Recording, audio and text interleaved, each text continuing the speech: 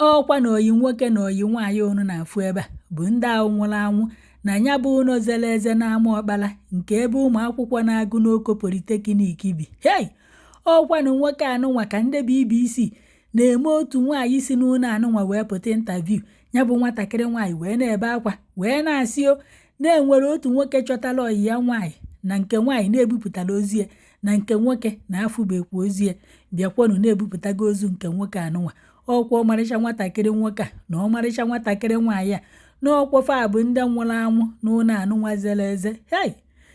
Ndị ezinụlọ fadibe ụmụ akwụkwọ anụnwa unu fụrụ kịta anụnwa na-aba mba ebe a bụ ndị bi n'ụlọ anụnwa zere eze, ndị gbara ọsọ ndụ fa na ebe a wee na-aba mba wee sị na fa chọrọ ije buru propati fa n'ụlọ zere eze, na fa chọrọ ije chọọ propati fa ka fa buru, na ebe unu fụfa kịta na fa agbazi aka na fa enweghị unu na fa ejighọ propati fa, kama na ife bụzi nsogbu kịta abụ na ọ na-abụ fa jee ebe ahụ ka fa chọọ propati fa, ndị ọrụ agha ndị ọrụ nche asịfafa si ebe ahụ pụọ, fajụ na fa ya apụ, ndị ọrụ nche wee gwafa na ọ bụrụ na fa apụghọ na fa ya agbakwafa egbe.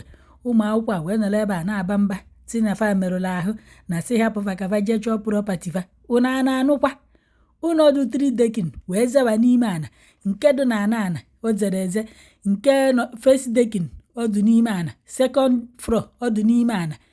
Ebee ka unu esi wee jee chọọ propati unu? Bikonu ọ ka hapụ unu ka unu zebakwuo n'ime ọ ife unu chọrọ propati unu ọ dị unu mkpa ka ndụ unu dị unu mkpa?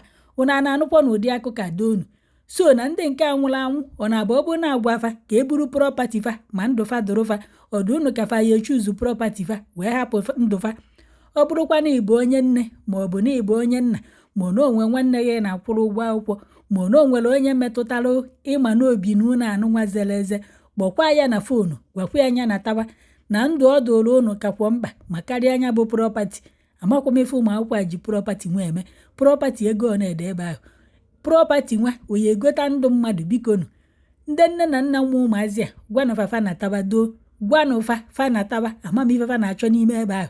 Propati ego one dekwana ka nkọrọ na ife ekwuru wee na-akọwa na ọmarịcha nwatakịrị nwa okorobịa unu na-afụ ebe a bụ sọ mma na ọgụkwarụ n'Oko Polytechnic na ọgụchago unu fụkwa na akwa o ji wee savụ a na nna ya na ya bụ nke nwoke na-eme ife a na-akpọ POS, nya ndị na-eme ife ego na onwegasịrị ebe dị iche iche ọ na-emekwana ya bụ ife, na afa ya abụkwanụ Ifeanyị Stanley na oso na ndị ụlọ anụnwa zebidoro n'enu n'ọnya nwa bụ onye chọtara oyi ya nwaanyị wee bịa na ya bụ ụlọ nke dị n'ama ọkpala a na-akpọ 5 Star Lodge ụlọ anụnwa wee zekpodie. A na-akọwa n'ọkwọ mbọsị ahụ ka ọ bịara according to ife ede a sị na ọ bịara n'ụlọ anụnwa ebe 10:45 PM before ụlọ anụnwa wee zebe. Ndị mmadụ na-asịzi ọ na fa afụghị WhatsApp meseji esendị na-asịzi na ụlọ na-eze. O nwekwa ike ọ bụ na fa na-agbakwu ọsọ ndụ fa ozebido fa.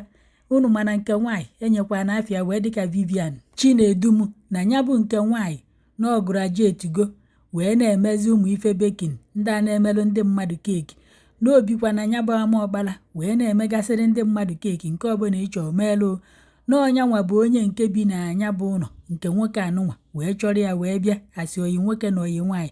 Andị a na-akọwa na fa na-abụ na pụrụ anụkwanụ ka ọganilu fa ya esikwanụ wee dị mma, ike ọ bụ na fa na-atụ alụ ka fa gadakwuo ego ka fa na-abụ n'ụbazikwanụ di na nwunye n'ọkwa ntu anụnwa ka ọ na-adụ n'ama ọkpala si wee end ya ndụ fa wee zekpodo mmadụ na-abụ unu na-afụ ebe a n'enu.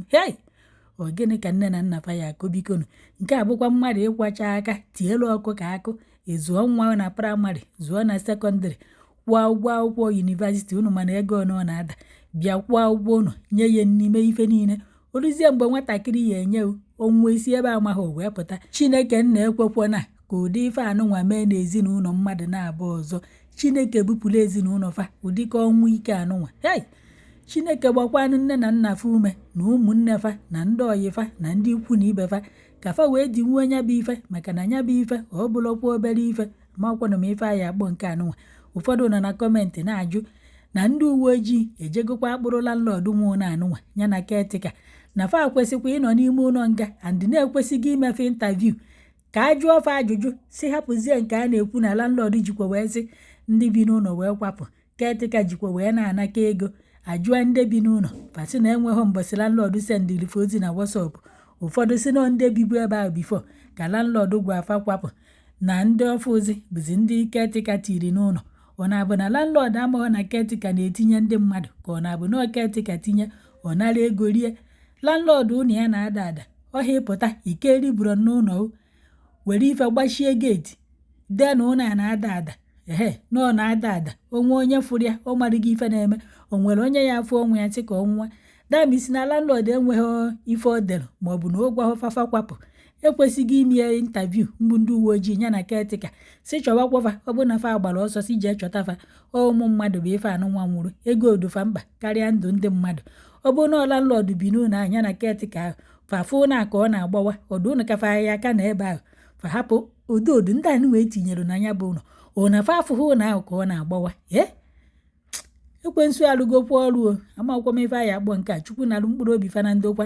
Ụmụ akwụkwọ a na-asị prọpati fa atịghị biko na alụgodu na ụlọ bụ unu doonu ndụ a Chineke nyeghachiri unu ọdụ ha unu mma ma lụkwanụ na onwere ndị ọzọ agụpụtalụ n'ụlọ anụnwa na fa aka nọ n'ụlọ ọgwụ na-analụ ọgwụgwọ nsọ. O nwere onye nke m fụrụ agụpụtara ụnyaahụ ahụ ya niile sọdọst ewere mmiri na-asachasị ya ihu na-asị anya meghe anyị o meghe anyị ya agbanye mmiri a na-asa ya ihu eburukwa afa jebe n'ụlọ ọgwụ. Ọdụ ụnụ ka ndị ahụ na fa ya nọ n'ụlọ ọgwụ na-asị prọpati wee tị prọpati ya tịghị ka fa ya nọ n'ụlọ ọgwụ na-ekene Chineke ka fa dị ndụ wee pụta. Chetakwanụ na o nwere nwoke nyelu testimoni si na ọnọgide n'ime ebe ahụ na olucha more than 4-5 hours bifo ekpoghagide okwute o wee pụta ebe ahụ na ya na-ekene Chukwu.